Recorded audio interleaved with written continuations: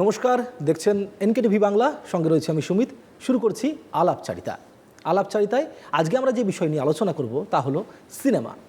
সিনেমার কিছু ভালো দিক, কিছু মন্দ দিক, কিছু অত্যন্ত খুব ভালো কিছু খবর আগামী দিনের জন্য, এবং বেশ কিছু জায়গার মধ্যে অনেক কিছু ক্রিটিসাইজ করেন অনেকে, সেগুলো নিয়েও আমরা পুঙ্খানুপুঙ্খ আলোচনা করব আজকে আলাপচারিতায়। এবং আজকের এই আলাপচারিতায় আলোচনার জন্য আমরা যাকে সঙ্গে পেয়েছি, তিনি একাধারে যেমন অভিনেত্রী, অন্যদিকে তেমন পরিচালক এবং প্রযোজক। আমাদের সঙ্গে এই মুহূর্তে রয়েছেন অভিনেতা, পাশাপাশি পরিচালক এবং প্রযোজক কঙ্কনা চক্রবর্তী। কঙ্কনা দেবী, আপনাকে অনেক স্বাগত আমাদের এই অনুষ্ঠানে। আমি সবথেকে প্রথমে আপনাকে জানতে চাইবো যে একসঙ্গে তিনটে ডিপার্টমেন্ট সামলান, পারেন কি করে? মুখের কথা নয় তো? না, মুখের কথা একেবারেই না। এবং যখন কেউ জোরে বলে না যে একসাথে তিনটে ডিপার্টমেন্ট, তখন নিজেরও একটা রিয়েলাইজ হয় যে হ্যাঁ, তিনটে ডিপার্টমেন্ট। কিন্তু জিনিসটা কি বলুন তো, মানে সিনেমাটা এতটাই একটা কোলাবোরেটিভ ফর্ম এবং সবকটা ডিপার্টমেন্ট এতটাই একে অপরের সাথে জড়িত, যেটা আপনি যখন একসাথে তিনটে করছেন তখন আপনি রিয়েলি বুঝতে পারবেন যে তিনটে কতটা জড়িত। মানে একটা অ্যাক্টরের একটা ডিরেকশনের ব্যাপারেও জানা উচিত, একটা অ্যাক্টরের একটা প্রোডাকশনের ব্যাপারে জানা উচিত, ভাইস ভার্সা একটা ডিরেক্টরের একটা অ্যাক্টিংয়ের ব্যাপারে জানা উচিত, প্রোডাকশনের ব্যাপারে জানা উচিত। তো শুরু যখন করেছিলাম তখন খুবই ভয় লেগেছিল, এবং জীবনে প্রথম পরিচালনা, অ্যাক্টিং, লেখা এবং প্রোডাকশন আমি করেছিলাম সব্যসাচী চক্রবর্তী স্যারের সাথে, যিনি আমাদের কলকাতার সবার প্রিয় ফেলুদা। এবং তখন আমার একটা ভয় ছিল যে আমি করে উঠতে পারবো কিনা। সেই সময় আমি রিয়েলাইজ করেছিলাম যে একজন অ্যাক্টর ডিরেক্টর যখন হয় তখন তার টিমটাকে খুব সলিড বানাতে হয়। একজন এডিটর, একজন সিনেমাটোগ্রাফার, তারা হচ্ছে আপনার ব্যাকবোন। কারণ আপনি যখন অ্যাক্টিং করছেন তখন তো আর কোনো ডিরেক্টর নেই আপনার জন্য, তখন আপনার সিনেমাটোগ্রাফারই হচ্ছে চোখ ক্যামেরার পেছনে। তো সেই সিনেমাটোগ্রাফারকেও সেই রকম ভাবেই গল্পটাকে জানতে হবে, এডিটরকেও সেই রকম ভাবেই গল্পটাকে জানতে হবে। যখন আপনি মনে করুন কোনো একটা সিনেমা করেছেন যেখানে মধ্যে আপনি প্রডিউসার, আপনি সেখানের মধ্যে পরিচালনার কাজ করছেন, আপনি অভিনয় করছেন, তখন কি আপনার মনে হয় না যে আমি যদি কোনো রকমভাবে কোনো একটা ডিপার্টমেন্টকে যদি একটুখানি কমজোর করে দিই, তাহলে আমার নিজের টাকা ফেসে রয়েছে, এর মধ্যে আমার লস হয়ে যেতে পারে? সেই চাপটা তো থাকে। সেটা তো অবশ্যই থাকে। এবং আমি আপনাকে একটা কথা বলবো যে আপনি তিনটে কাজ যখন একসাথে করছেন, at the end of the day লোকে বলবে যে আপনি প্রডিউসার হয়ে থাকছেন। আমি সেটা বলবো না, কেন আমার ক্ষেত্রে at the end of the day আমি ডিরেক্টর হয়ে থাকি। আচ্ছা। কেন যখন আমি অভিনয় করছি তখনও কিন্তু মাথায় একটা জিনিস আছে যে গল্পটা একমাত্র আমি জানি, যে কিভাবে আমি কাটবো, কিভাবে কতটুকু শর্ট কোথায় কি লাগানো হবে। সো সেইটাকে মাথায় রেখে আমাদেরকে কিন্তু প্ল্যান করতে হয়। এবং অনেক সময় সেখানে অ্যাক্টিংটার জায়গাতে একটু হার্ড ওয়ার্ক হয়ে যায়, কেননা উল্টো দিকে যিনি অ্যাক্টর আছেন তাকে আমাকে আগে হয়তো ছেড়ে দিতে হলো। তো অনেক সময় নিজেকে একা অ্যাক্টিং করতে হয়, এটা মনে রেখে যে উল্টো দিকের অ্যাক্টর কিভাবে এই সিনটা করেছিলেন। একদমই, যখন লেখা হয় তখন একজন পরিচালক সেইভাবেই বোঝেন যে কিভাবে একজন অভিনেতা অভিনয়টা করবেন। সত্যজিৎ রায়কে যেটা আমরা দেখেছি অনেক সিনেমার মধ্যে, তিনি নিজে অভিনয় করে দেখিয়ে দিচ্ছেন অভিনেতাদের কিভাবে এখানের মধ্যে করা যাবে। এবং পাশাপাশি এই সমস্ত বিষয়গুলো যেমন একদিকে থাকে, আর একটা জিনিস আপনাদের জানিয়ে রাখি দর্শক বন্ধুদের জন্য, সদ্য অসময়ে মুক্তি পেয়েছে অগ্নিবাণ বলে একটি সিনেমা। এই অগ্নিবাণ সিনেমায় অভিনয় করেছেন কঙ্কনা, এবং আমি কঙ্কনার কাছ থেকে জানতে চাইবো, আজকে ফার্স্ট শো ছিল অগ্নিবাণের, হ্যাঁ, কেমন ছিল, রিঅ্যাকশন কেমন? অসাধারণ ছিল। মানে দেখুন, একটা মুভির আমরা এখন এমন করে দিয়েছি না যে শুক্রবার দিনকের মধ্যেই সবকিছু জানতে হবে। ফার্স্ট শো, ফার্স্ট ডে কিরকম তার রেটিং হচ্ছে, কিরকম কালেকশন হচ্ছে, কোথাও না কোথাও গিয়ে না আমরা মানুষের এই যে একটা পেশেন্স লেভেলটা হারিয়ে যাচ্ছে। আগেকার দিনে কিন্তু এরকম ছিল না, একটা সপ্তাহ ধরে দেখা হতো একটা সিনেমা, যে সে কিরকম রিয়াকশন হচ্ছে। কেন একটা সিনেমা এমন একটা জিনিস যেটা ওয়ার্ড অফ মাউথে বেশি ছড়ায়। সুতরাং আজকে আমাদের প্রথম শো, আমরা সারপ্রাইজ ভিজিটে গেছিলাম সিনেপলিসে, central mall, if I am not wrong, গুয়াহাটিতে। তো যখন মুভিটা শেষ হলো আর লোকে আমাকে, ডিরেক্টরকে, প্রডিউসারকে দেখছে, দে আর লাইক যে এরা কি করে এখানে এলো।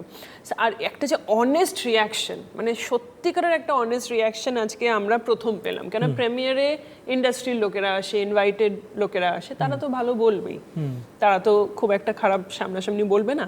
কিন্তু আজকে হচ্ছে অ্যাকচুয়াল প্রমাণ যে মানুষের কেমন লাগলো, দর্শকের কেমন লাগলো, এবং দর্শকের অত্যাধিক ভালো লেগেছে।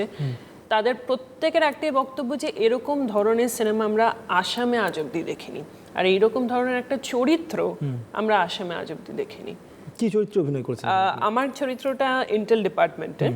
So she gets to go everywhere around the world তার কাজের জন্য, সুতরাং সে একটা কোনো জায়গার ভাষা নিয়ে স্টিক নয়, কিন্তু সে যেখানে যায় সেখানকার ভাষাটা ততটুকুই তুলে নিতে পারে যতটুকুতে তার কাজটা উদ্ধার হবে। আচ্ছা, সো আজকের যে রিয়াকশনটা মানে সব থেকে বেশি একজন অ্যাক্টরের কাছে এটা সব থেকে বড় একটা প্রাপ্তি আই থিঙ্ক, যে প্রত্যেকটা দর্শকে বেরিয়ে অ্যাটিটিউড নিয়ে, লুকস নিয়ে, পার্সোনালিটি নিয়ে অনেকটা আমি শুনে নিয়েছি, কিন্তু আসামের দর্শক যে বলছে যে আপনি কি আসামে জন্মেছেন, মানে এই যে একটা প্রশ্ন, তার মানে তাদের, আমি যখন আসামে ডায়ালগটা বলছি, দে আর নট থিঙ্কিং কি যে না এ বাইরের কেউ। না এইখানেই ঠিক আমার প্রশ্নটা আছে, আপনি তো বর্ণ বটক কলকাতার, কলকাতাতে হ্যাঁ, তো একজন পিওর বাঙালি হয়ে আপনি প্রথম কথা স্বপ্ন দেখলেন যে আপনি সিনেমা করবেন, এবং সিনেমা করার পর যেহেতু সিনেমার আতুর ঘর বলা চলে বাংলা, সেক্ষেত্রে দাঁড়িয়ে আপনি চিন্তা করলেন আপনি বলিউডে কাজ করেছেন, আপনি অন্যান্য ভাষায় মুভি করছেন, আপনি নিজে বলছেন যে অসমীয়া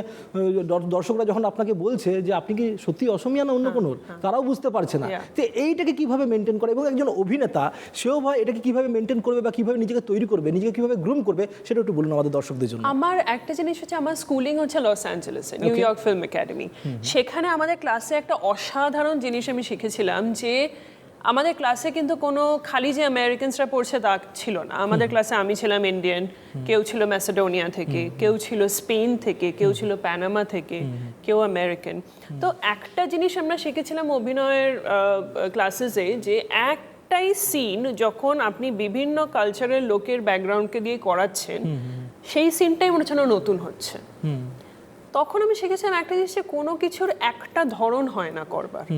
অ্যাজ অ্যান অ্যাক্টর আমরা যে মনে করি যে এইটাকে এইভাবেই করতে হবে, সেটা কিন্তু নট নেসেসারি। বিভিন্ন ওয়েজ অফ ডুইং আছে, এবং অ্যাজ এ স্টোরি টেলার আমার মনে হয় যে আমি অন্তত এমন মানুষ অথবা ব্যক্তি নই যে এক জায়গাতে টিকে থাকতে পারে।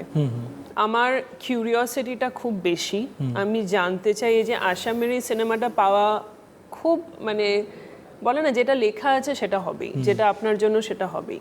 আমি এসেছিলাম এখানে একটা ফিল্ম ফেস্টিভ্যালের জন্য, আমার দুটো লস অ্যাঞ্জেলেসের সিনেমা এখানে দেখানো হচ্ছিল, তাতে আমরা বেস্ট অ্যাক্ট্রেস অ্যাওয়ার্ড পাই, বেস্ট ফিল্ম অ্যাওয়ার্ড পাই, এবং তখন অগ্নিবাণের দুজন রাইটার সপ্তর্ষি এবং অজিত, এরা আমাকে দেখে বলে আপনি কোনোদিনও আসামিজ ফিল্ম নিয়ে ভাবনা চিন্তা করেছেন? আমি বললাম না, আমি সেভাবে তো করিনি। আপনি অ্যাক্টিং করতে চান? That for me was like, are you sure?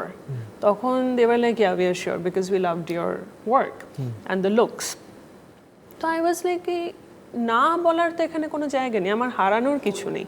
আমি আরেকটা নতুন ইন্ডাস্ট্রিতে যাব, সেই ইন্ডাস্ট্রির প্রোজ অ্যান্ড কনস আমি দেখব, সেখানকার মানুষদের সাথে কাজ করবার সুযোগ পাওয়া, একটা নতুন ভাষা শেখা।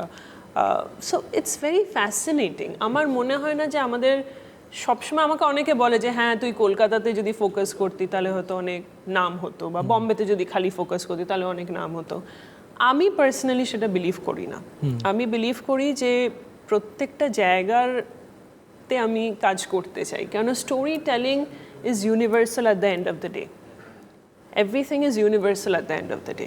আমি খালি দেখতে চাই যে সেই ইউনিভার্সালিটিটার মধ্যে আমি কত রকম দিক থেকে পৌঁছাতে পারি। আর একটা পুরনো কথা আছে, যেখানে দেখো ছাই উড়াইয়া দেখো তাই, পাইলেও পাইতে পারো অমূল্য রতন, এবং সেই কারণের জন্য যারা শিল্পী মানুষ হয় তারা কিন্তু সেইভাবেই ছাই উড়িয়ে উড়িয়ে দেখে, সত্যি অমূল্য রতন বেরিয়ে আসে, যেমনটা কঙ্কনা বলছেন কিছুক্ষণ আগে। আচ্ছা কঙ্কনা, আপনি তো লস অ্যাঞ্জেলেস থেকে পড়াশোনা করেছেন, একটা কলকাতার গ্রামের ছেলে বা যে কোনো একটা আঞ্চলিক জায়গার একটা গ্রামের ছেলে, তার হয়তো লস অ্যাঞ্জেলেসে গিয়ে পড়াশোনা করার মতো অতটা সামর্থ্য নেই। সে বিভিন্ন জায়গার যে ইনস্টিটিউটগুলো রয়েছে, যেগুলো এখন নতুন নতুন ইনস্টিটিউট প্রচুর পরিমাণে গজিয়ে উঠেছে, সেখান থেকে সে শিখে তারা বিভিন্ন প্রতিশ্রুতি দেয় যে আমরা কাজ দেবো, অভিনয় করার সুযোগ করে দেবো, সেগুলো কতটা ঠিকঠাক? সেখান থেকে কীভাবে তাদের লড়াইটার প্রসেসটা ঠিক কী হওয়া উচিত? দেখুন, আমার একটাই মনে হয় যে কাজ দেব এই কথাটা বলা, মানে I am very much against it. সেটা খালি আমাদের প্রফেশনে নয়, সেটা যে কোনো প্রফেশনে। কেননা আপনি কখনো সেটা গ্যারান্টি দিতে পারেন না। আপনি সেটা দিয়ে একটা ট্রাম্প কার্ড ফেলছেন যাতে স্টুডেন্টস আসে আপনার কাছে। আমি যখন নাইফাতে গেছিলাম তখন আমিও অবভিয়াসলি রিসার্চের জন্য দেখেছিলাম যে অ্যালামনাই কারা কারা, মানে কারা কারা ওখান থেকে বেরিয়ে ভালো কাজ করছেন। সেটা আমাদেরকে গ্র্যাজুয়েশনের সময় আমাদের অ্যাক্টিং টিচার একটা কথা বলেছিলেন যে অ্যাক্টর হতে শুরু করবে তুমি আজ থেকে 20 বছর পরে। এবং সেটা ওনার নিজস্ব কথা নয়, এটা স্যানফোর্ড মাইজনারেরও বক্তব্য ছিল। কেননা লাইফের যে এক্সপিরিয়েন্সগুলো আছে সেইটা আপনাকে অ্যাকচুয়ালি অ্যাক্টর হিসেবে তৈরি করে, খালি অ্যাক্টর হিসেবে না, একজন ডিরেক্টর হিসেবে তৈরি করে, একজন লেখক হিসেবে তৈরি করে। So life experiences are the biggest teacher. And এটা এমন একটা জিনিস যেখানে মানে হয় না স্কুলে আগে লেসন শিখিয়ে তারপরে পরীক্ষা নেওয়া হয়, life is such a thing যেখানে আগে পরীক্ষা দিতে হয় তারপরে you learn the lesson. So আমার মনে হয় যে যেরকম আপনি প্রশ্নটা করলেন যে লস অ্যাঞ্জেলেসে গিয়ে যে সবার পড়বার ক্ষমতা থাকবে সেটা নয়, আপনার একটা এডুকেশন দরকার হয় অ্যাক্টিংয়ে, কেননা কিছু কিছু মেথড আছে যেগুলো আপনাকে সাহায্য করবে। ইটস লাইক টুলস, মানে নিজের হাতে কিছু টুলস থাকা। But at the end of the day it's your life experiences এবং ন্যাচারাল প্র্যাকটিক্যাল মোমেন্টস যেগুলো আপনি যতটা অবজার্ভ করতে পারবেন, যতটা মানুষকে রিড করতে পারবেন। এই যে আপনি এখন এইভাবে বসে আছেন, আমাকে এটার একটা ফিলিং দিচ্ছে যে আপনি সত্যিকার শুনছেন। আপনি যদি হ্যাঁ আমার দিকে তাকিয়ে অন্যদিকে তাকাতেন তাহলে আপনি ডিস্ট্র্যাক্টেড। তো এটাই তো আমাকে শিখিয়ে দিচ্ছে। এটাই কিন্তু আমি যদি ক্যামেরাটাকে একটা জায়গাতে বসিয়ে এটাকে একটা সিন তৈরি করি আমি, তো ইটস মাই অবজারভেশন যে আপনি কি করছেন তার উপরে আমি রিয়্যাক্ট করছি। Acting is nothing but reacting. আপনি আপনার অপর যে অ্যাক্টর আছে তাকে দেখে রিয়্যাক্ট করুন। এই যে আমাদের এখানে মেথডেরও একটা ফলস মানে পারসেপশন আছে যে আমি মেথড অ্যাক্টর, তার মানে কি আপনি সিরিয়াল কিলারের চরিত্র করলে কি আপনি গিয়ে সবাইকে মেরে বেড়াবেন? তা তো নয়। Method acting is very different from what is bin followed here in India. Method acting কিন্তু আমরা পড়াশোনা করেছি। It's all about sensory memory, যে আপনার সাথে হয়তো 7 বছর আগে এরকম কিছু ঘটেছে, সিনটাতে আপনি সেটাকে মনে করে করতে পারছেন। সো এইগুলো কিছু কিছু জিনিস আছে যেটার জন্য স্কুলে যাওয়াটা খুবই ভালো। কিন্তু এই যে প্রমিসগুলো করা হয় যে আমরা কাজ দিয়ে দেবো, আমরা এ করবো, সেটাতে আমি বিলিভ করি না। ম্যাক্সিমাম আপনি হয়তো রেকমেন্ড করতে পারেন কোনো একটা ভালো ছাত্রছাত্রী যে বেরোচ্ছে তার নাম ইনস্টিটিউট থেকে, যে এখানে একটা অডিশন হচ্ছে তোমরা গিয়ে অডিশনটা দাও। কিন্তু কাজ পাইয়ে দেবো প্রমিস, এইটা আমি বলতে চাই সবাইকে যারা অ্যাক্টর হতে চাও তোমরা, যে এটা কেউ প্রমিস করতে পারে না, কেউ পারে না। আচ্ছা, সত্যি সত্যি কি মানে পৌঁছানো যায়? ধরুন টাচুট আপনি কাল একটা এমন জায়গার মধ্যে পৌঁছলেন যেখানটার মধ্যে ভুরি ভুরি আগামী প্রজন্ম যারা আপনার সঙ্গে কন্ট্যাক্ট করার চেষ্টা করছে, আপনার কাছে কাজ করার চেষ্টা করছে, আপনার কাছ থেকে কাজ শেখার চেষ্টা করছে, তারা আপনার কাছে পৌঁছতে গিয়ে যে প্রসেসটা, সেখানেই তাদের অর্ধেকটা সময় চলে যায়। আপনি 20 বছরের কথা বলছেন, আমরা দেখেছি নওয়াজউদ্দিন সিদ্দিকী, ইরফান খান, এরকম ভুরি ভুরি উদাহরণ রয়েছে যারা দিনের পর দিন স্ট্রাগলটা করে গেছেন, যারা দিনের পর দিন সময়টা দিয়ে গেছেন, শেষ মুহূর্তে এসে কোথাও না কোথাও দীর্ঘ সময় পর গিয়ে তারা ক্লিক করেছেন। আজ নওয়াজ কিন্তু কত নেওয়াজের শুরুয়াতটা কোনখান থেকে হয়েছিল সেটা যদি হিসাব করতে যায় তাহলে তার অনেক আগে পিছোতে হয়। সেই সময়ের মধ্যে মনে হয় আমরাও ছোট ছোট সে সময় হয়তো। দেখুন একটা জিনিস কি বলুন তো, আমাদের প্রফেশনটা এমন একটা জিনিস যেখানে খালি ট্যালেন্ট থাকলে হয় না। কপালটা মানে ফেট ইজ মোর দ্যান 50%। কিন্তু কথাটা কি যে আপনাকে এই গ্রুমিংটা, আপনাকে এই প্রেপারেশনটা চালিয়ে যেতে হবে, যাতে যখন অপরচুনিটি আপনাকে নক করবে তখন যাতে আপনি দরজা খুলে না বলেন ও আমি তো এখনো জামা কাপড় পরে নিই। You should be ready. যখন ওই অপরচুনিটিটা আসবে, একবার না একবার আসবে, সেটা যদি আপনি দেখতে না পান, সো বিজি, কিছু কিছু লোকের সেলফ লোডিংয়ে তারা দেখতেও পায় না যে সামনে একটা অপরচুনিটি আছে।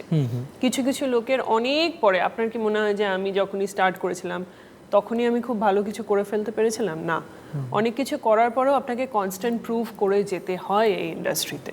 বিকজ আমরা ট্যাগের পেছনে দৌড়াই, ট্যালেন্টের থেকে বেশি আমরা কোয়ান্টিটি খুঁজি আনফর্চুনেটলি। ইয়সরাজ ফিল্মস যেরকম একদম পিওরলি অডিশন নিয়ে নতুন ট্যালেন্টদেরকে উঠিয়ে নিয়ে আসে, কলকাতার মধ্যে কি এরকম সম্ভাবনা এখনো রয়েছে বলে আপনার মনে হয়? আমার মনে হয় যেটা যে কাস্টিংয়ের যে ব্যাপারটা আছে সেটা সত্যিকারের আমি এনজয় করেছি লস অ্যাঞ্জেলেসে সব থেকে বেশি। অডিশন প্রসেসটা, কেন সেখানে সত্যিকারের একটা অডিশন নেওয়া হয়, এই ভেবে নয় যে আমি অলরেডি কাকে নেব সেটা আমার ডিসাইডেড আছে, কি একটা অডিশন করে নিই দেখানোর জন্য, এইসবগুলো নয়। ওখানে ট্যালেন্টটাকে মেনলি দেখা হয় অডিশন প্রসেসে। আমাদের ইন্ডিয়াতে এখন যেটা হয়েছে সেটা হচ্ছে যে ওয়েস্টার্ন কান্ট্রিজের এই প্রসেসগুলোর টার্মসগুলোকে আমরা নিয়ে নিয়েছি, কিন্তু তার সাথে যে অ্যাকচুয়ালি কী কী রেসপন্সিবিলিটিসগুলো আসে সেইগুলো আমরা এখনো শিখিনি। একটা অডিশন নেওয়া, একটা কাস্টিং ডিরেক্টরের হিউজ রেসপন্সিবিলিটি থাকে। আমাদের এখানে বাচ্চা বাচ্চা ছেলেমেয়েরা অডিশন দিচ্ছে, আমার নিজের এমন হয়েছে যে আমরা অডিশন দিচ্ছি, তারপরে আর কোনো আতাপাতা নেই, মানে হলো কি হলো না, কেন হলো না, কোনো ইনফরমেশন নেই। যখন অডিশনটা তাদের লাগে তখন দেয়ার লাইক এক্ষুনি 5 মিনিটের মধ্যে করে দিই। এটা সম্ভব হয় না। আর এখন যে একটা প্রসেস শুরু হয়েছে না, সেলফ টেপিং, যে নিজেরাই আপনার অডিশনটা একটু রেকর্ড করে পাঠিয়ে দিন, তার মানে আপনি ভাবুন যে একটা অ্যাক্টরকে ডিরেক্টর হতে হচ্ছে, তাকে ভালো লাইটিং একটা ডিসেন্ট খুঁজতে হচ্ছে, তার কাছে একটা ভালো ক্যামেরা থাকতে হচ্ছে, তার কাছে একটা ট্রাইপড থাকতে হচ্ছে, অথবা তাকে কারোর হাতে পায়ে ধরতে হচ্ছে যে ভাই এসে এই অডিশনটাতে আমাকে একটু সাহায্য করবি। এত কিছু আপনারা এক্সপেক্ট করছেন একটা অ্যাক্টরের থেকে, তাহলে the least you can do is যে অডিশনটা হওয়ার পরে তাকে আপনি বলছেন শর্ট লিস্টেড, তারপরে আপনি উধাও হয়ে যাচ্ছেন। এটা কি করে হয়? The least you can do is let them know কি এবারে হলো না, পরের বার হবে। বেশ, এই প্রসেসগুলো, এই ছোট ছোট জিনিসগুলো আমাকে খুব বদার করে এখানে, এবং আমি সত্যিই চাইবো যে এই ছোট ছোট জিনিসগুলোকে চেঞ্জ করে। এই যে আপনি বললেন যে আপনার অবধি পৌঁছাতে, আজকে যদি কেউ মানে আমাকে যারা ইনস্টাগ্রামে ফলো করে বা ফেসবুকে ফলো করে, তারা জানে রিড আউটিংয়ের পরে বা প্রত্যেকটা সিনেমা যখন আমি বানাই তারপরে যে কেউ রিচ করলে আমি সবসময় উত্তর দিই, because that's the least I can do. তারা একটা কিছু, আমিও তাদের জায়গাতে একবার ছিলাম, I also use to reach out to people যে sir this is my portfolio, ma'am this is my portfolio. তো তারা যদি আমাকে পাঠায়, আমার কাছে যদি তখন কোনো কাজ না থাকে, আমি অন্তত এটুকু বলি যে আমার কাছে এখন কোনো কাজ নেই দেওয়ার মতো, but I will keep you in mind. এইটুকু রেসপন্সও যদি কেউ পেয়ে যায় না, তখন তার মোটিভেশনটা আরেকটু থাকে। একদমই তাই, মোটিভেশন থাকে, এবং এই মোটিভেশন কিন্তু একদম আগামী প্রজন্মের অভিনেতার জন্য বা একজন নতুন অভিনেতাদের জন্য অত্যন্ত প্রয়োজন। যারা অনেক সময় মোটিভেশন থেকে সরে যায়, যারা হারিয়ে যায়, তারা ডিপ্রেশনের মধ্যে চলে যায়, যেটা কিন্তু এই পেশার জন্য একদমই নৈব চ। তাই মনে ভরসা রাখতে হবে এবং এগিয়ে চলতে হবে। লাক যদি থাকে তাহলে কিন্তু কাজ করবেই। দ্বিতীয় আরেকটা জিনিস কখনো উঠে আসে, কলকাতার মধ্যে বটন বটপ, আপনি সেক্ষেত্রে দাঁড়িয়ে কলকাতার কোন, আপনি যদি একজন পরিচালক হিসেবে কাজ করেন, সেখানে কোন অভিনেতাকে নিয়ে আপনার কাজ করার ইচ্ছে রয়েছে, এবং যদি আপনি একজন অভিনেতা হিসেবে কাজ করেন তাহলে কোন পরিচালকের সঙ্গে আপনার কাজ করার ইচ্ছা রয়েছে? খালি কলকাতা? কলকাতা এবং বাকি আরও। অভিনেতার হিসেবে কাজ করার জন্য আমার খুব শখ ছিল, মানে আমি সাডেনলি দেখা হয়ে গেছিলো, এবং উনি এখন খুব important figure in my life, Varun Chandra sir. উনি শুরু করেছিলেন সত্যজিৎ রায় স্যার সীমাবদ্ধ দিয়ে, বাট ডিরেক্ট করবার ইচ্ছা অবভিয়াসলি আমি করে নিয়েছি, কিন্তু আবার একটা ফিকশনে করার ইচ্ছা আছে অমিতাভ বচ্চন স্যারকে অ্যান্ড আদিল হোসেন স্যারকে। I love Adil Hossain sir's acting করবার ইচ্ছা আছে, again opposite of Amitabh Bachchan sir and Adil Hossain sir. এবং অভিনেত্রীদের মধ্যে যদি আপনি আমাকে জিজ্ঞেস করেন তাহলে টাব্বু অথবা দীপ্তি নাভেল ম্যাম। ওকে, বচ্চন স্যারের সাথে কাজ করার সময় যে প্রজেক্টটা আপনি কাজ করলেন বচ্চন স্যারের সাথে, সেই প্রজেক্টটা সম্পর্কে জানানো। ওটা ছিল আমার লাইফের প্রথম কাজ। ইট ওয়াজ আ ডকিউড্রামা, ভায়োলেন্স এগেনস্ট উইমেনের ওপরে। নামটা ছিল উইমেন প্রেড অ্যান্ড প্রেড আপন, যে যেই দেশে নারীদের পুজো করা হয় সেই দেশে নারীদের উপর অত্যাচার কি করে হয়, এবং একটা মূর্তি, মা দুর্গার মূর্তিও একজন পুরুষই মানাচ্ছেন, তাহলে সেই দেশে কি করে নারীদের ওপর অত্যাচার হয়। তো এইটার উপরে ডকুমেন্টারিটা ছিল, এবং আমি এটাও দেখাতে চেয়েছিলাম যে lack of better choice of ওয়ার্ডসের জন্য আমি বলছি তাদেরকে যে যারা সাফারার্স, যারা ভিকটিম ছিলেন আমার ডকুমেন্টারিতে, they are the real heroes of the documentary. কিন্তু আমি এটাও দেখাতে চেয়েছিলাম যে আপনি এখানে থাকুন কি আপনি একটা ফেমে পৌঁছে যান, যেখানেই যান না কেন এই সাফারিংটা কিন্তু শেষ হয় না। তো সেই কারণেই সেলিব্রিটিসদেরকে বলা হয়েছিল, ফিল্ম ইন্ডাস্ট্রির লোকজনদেরকে অ্যাপ্রোচ করা হয়েছিল। তার মধ্যে সবথেকে প্রথমে বম্বের হ্যাঁ এসেছিল, বা কলকাতারও আপনি বলতে পারেন অ্যাক্টরদের মধ্যে হ্যাঁ এসেছিল অমিতাভ বচ্চন স্যারের থেকে।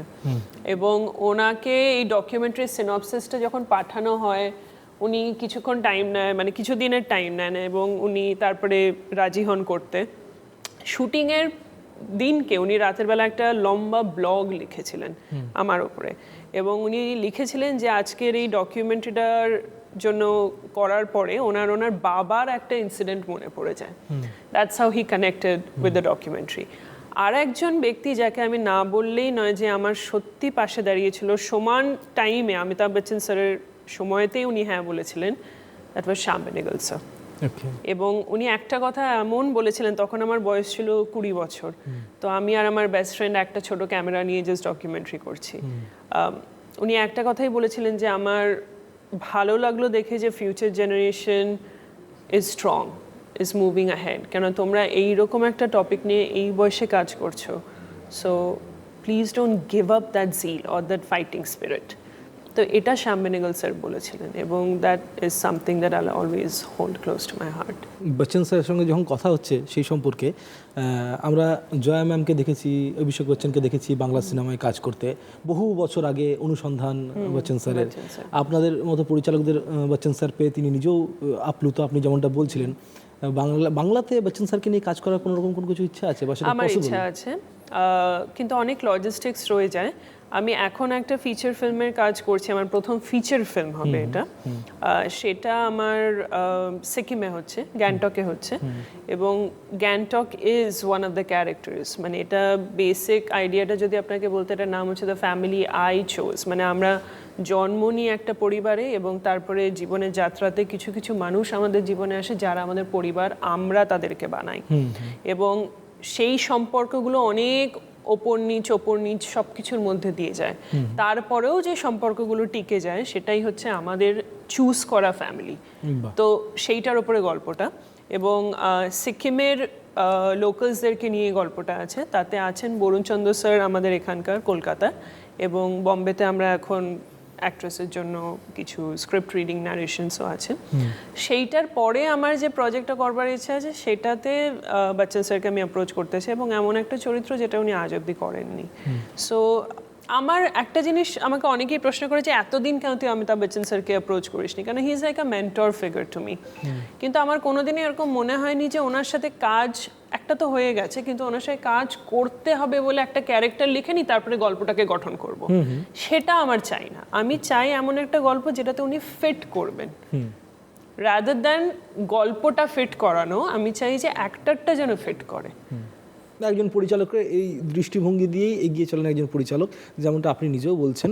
এবং আমরা এগুলো তো আমরা আলোচনা করেছিলাম অভিনেতা অভিনেত্রীদের কী করা উচিত, আপনি কি কি বিষয় আপনার রয়েছে, আপনার মাথার মধ্যে কী কী রয়েছে কাজকর্মের বিষয়গুলো নিয়ে, এগুলো নিয়ে আমরা আলোচনা করি। একটু আমরা সিনেমা নিয়ে আলোচনা যদি করি, তাহলে সিনেমায় তো অনেকটা পথ এগিয়ে চলেছে, সিনেমার অনেকটা অগ্রগতি হয়েছে, এবং বাংলা সিনেমা বলুন বা যে কোনো রিজিওনাল জনারের যে সিনেমাগুলো বলুন, সেগুলো তো নিজের নিজের মতো করে তারা এগিয়ে চলেছে। সাউথ ইন্ডাস্ট্রি যেভাবে এগিয়ে চলেছে, বলা হয় অন্যান্য ইন্ডাস্ট্রি ঠিক অতটা পরিমাণে কিন্তু এগিয়ে আসেনি যতটা সাউথ ইন্ডাস্ট্রি গ্রো করেছে। এর কারণ কি বলে মনে হয় আপনার? দেখুন, কারণ প্রচুর থাকে। মানে একটা তো হচ্ছে ইউনিটি, একটা হচ্ছে যে আমার মনে হয় যেটা, যে আমাদের এখানে দাঁড়িয়ে বিভিন্ন ভালো ভালো প্রডিউসার্স আছেন, কিন্তু যারা, আমি সত্যি বলতে চাই যে যারা প্রডিউসার হবে বলে ভাবছে, তাদেরকে একটা রিকোয়েস্ট করবো যে তারা যেন ফিল্ম মেকিংটা নিয়ে একটু পড়াশোনা করে। কেননা আমাদের একটা এই যে মানে চলতি একটা আইডিওলজি আছে যে ও আমার কাছে টাকা আছে মানে আমি প্রডিউসার হয়ে যাবো। আমি কিন্তু প্রডিউসার একটা আলাদা শব্দ, ফাইন্যান্সিয়াল একটা আলাদা শব্দ, এক্সিকিউটিভ প্রডিউসার একটা আলাদা শব্দ, লাইন প্রডিউসার একটা আলাদা শব্দ, বিভিন্ন ক্যাটাগরিজ আছে যেগুলো আমাদের এখানে সব একসাথে হয় একটা খিচুড়ি হয়ে যায়। তো আমার মনে হয় যে যারা প্রোডাকশনে নামবে তাদের ফিল্ম মেকিংটা একটু জানা উচিত, কেননা তাহলে কি হয় বলুন তো, ফিল্ম বা স্টোরি সেটা কম্প্রোমাইজ হয় না। কেননা স্টোরি আমাদের কম্প্রোমাইজ হয়ে যায়। আমাদের কি ভালো ভালো গল্প আছে যেগুলো কলকাতা থেকে বেরোয়, বাংলাদেশ থেকে বেরোয়, আজকে আমি আসামের দেখছি এখানে, কিন্তু কোথাও না কোথাও গিয়ে না এই প্রোডাকশনের প্রডিউসারের জন্য আর ডিরেক্টরের এই একটা যে বাজেট, কমার্শিয়াল তো অবভিয়াসলি আছে, কিন্তু কোথাও না কোথাও গিয়ে আমরা গল্পটাকে সাইড ট্র্যাক করে দিই। ওই জন্য আপনি দেখবেন আমাদের দেশে কিন্তু রাইটারদের কোনো রেসপেক্ট নেই। আপনি কটা রাইটারের নাম মনে রেখেছেন? এত ফেমাস ফেমাস আমরা ওয়েব সিরিজ দেখছি, মুভিজ দেখছি, বাংলাতে দেখছি, যে কোনো ভাষায় দেখছি, কটা রাইটারের নাম আপনার মনে আছে? একদম। কিন্তু আপনি যদি কোরিয়া দেখেন, মানে সাউথ কোরিয়া দেখেন, আপনি যদি চায়না দেখেন, আপনি যদি তাইওয়ান দেখেন, সেখানে কিন্তু তারা রাইটার্সদেরকে গুরুত্ব দেয়। কেননা ওইটাই হচ্ছে আপনার ব্লু প্রিন্ট, স্ক্রিপ্টটা হচ্ছে আপনার ব্লু প্রিন্ট। তার উপরে আপনি কি সিমেন্ট ডালছেন, কি পাথর রাখছেন, কি রড ইউজ করছেন, সেটা পরের ব্যাপার, কিন্তু ব্লু প্রিন্ট যদি ঠিক না হয় আপনার বাড়ি কোনোদিনই মজবুত হয়ে দাঁড়াবে না। আপনি ওয়েব সিরিজের কথা বলছিলেন, এই ওয়েব সিরিজ বা ওয়েব প্ল্যাটফর্ম আসার ফলে কি কোথাও না কোথাও গিয়ে হলমুখী দর্শকদের সংখ্যা কমে গেল বলে আপনার মনে হয়? এর কি সিনেমার একটু হলেও কোথাও না কোথাও হলের মালিকদের ক্ষেত্রে চাপ করলো? সে তো অবশ্যই, মানে এটা আনডেনায়েবল। লোকে যতই বলুক না কেন যে থিয়েটার ইজ মানে ইরিপ্রেসিবল, মানে সেটা আমার মনে হয় না যে সম্ভব। কেন দেখুন, একটা সময় ছিল যখন রেডিও ওয়াজ এভরিথিং, তারপরে আসে টেলিভিশন, তো তখনও হয়তো অনেকে ভেবেছিল যে রেডিও কোনোদিনই বন্ধ হবে না, কিন্তু আমি চাইবো না যে থিয়েটার বন্ধ হোক, কেন থিয়েটারে দেখার যে একটা এক্সপিরিয়েন্স সেটা একটা আলাদাই ব্যাপার। এবং আমরা যাচ্ছি না বলে আরো অনেক কিছু না, এটা একটা ভিশিয়াস সাইকেলের মতন হচ্ছে। লোকে কমপ্লেন করে টিকিটের দাম এত বেড়ে গেছে, যাবো কেন, কারণ আমি তো সাবস্ক্রিপশন নিয়ে বসে আছি নেটফ্লিক্সের, হটস্টারের, তার ফলে টিকিটের দাম বেড়ে গেছে, লোক কম আসছে, এখান থেকে তাদেরকে টাকা তুলতে হবে বলে পপকর্নের দাম বাড়াও, টিকিটের সব কোথাও না কোথাও একটা বিজনেস চলে যাচ্ছে, ডমিনো এফেক্ট। একজন পড়লে সবাই পড়বে, এটা আমরা বুঝি না। আমরা সবসময় বলি আমি এটা কেন করব, তোমার পেছনে যে আছে সেও পড়ছে, তোমার আগে যে আছে সেও পড়ছে, তুমি এমনিতেও পড়বে, কারণ তুমি মাঝখানে। মানে বাঁচাতে গেলে সবাইকে বাঁচাতে হবে, Exactly, সবাইকে একটু একটু করে একটা স্টেপ নিতে হবে। সিনেমা তো কারোর একার জন্য নয়, সিনেমা সবার জন্য। সিনেমা সবাইকে, এরকম প্রচুর মানুষ রয়েছে যারা সিনেমা নিয়ে করে কমে খাচ্ছে, এবং সিনেমা কিন্তু শুধুমাত্র অভিনেতা অভিনেত্রীদের জন্য নয়, অভিনেতা অভিনেত্রীদের পাশাপাশি ক্যামেরাম্যান এবং ক্যামেরার পেছনে যারা কাজ করছে, এরকম অসংখ্য মানুষ যাদের কিন্তু রুটি রয়েছে সিনেমা। তাই সিনেমাকে বাঁচাতে গেলে শুধুমাত্র নিজেদের একটা জনারকে বাঁচালে চলবে না, সবাইকে একসাথে বাঁচাতে হবে, কারণ সবাই একসাথে বাঁচলে তবে একটা ইন্ডাস্ট্রি বেঁচে থাকে। আপনাকে, আমাদের হাতে আজকে সময় একদমই কম কঙ্কনা, আপনাকে আগামী দিনের জন্য অনেক অনেক শুভেচ্ছা। আপনি অনেক ভালো ভালো কাজ করুন, আমরা আপনার অনেক ভালো ভালো কাজ দেখতে থাকি, এবং পাশাপাশি দর্শকরা আপনারাও শুনলেন আজকে আমাদের আলোচনার মধ্যে অনেক পুঙ্খানুপুঙ্খ বিষয় উঠে এলো। অন্যান্য বিষয়গুলোর জন্য, আলোচনার জন্য এবং পাশাপাশি আরও গুরুত্বপূর্ণ বিষয় বিভিন্ন এপিসোডের জন্য আপনারা কিন্তু অবশ্যই নজর রাখবেন আমাদের এনকে টিভিতে আলাপচারিতাতে। আজকের মতো অনুষ্ঠান এখানেই শেষ করছি। অসংখ্য ধন্যবাদ, নমস্কার।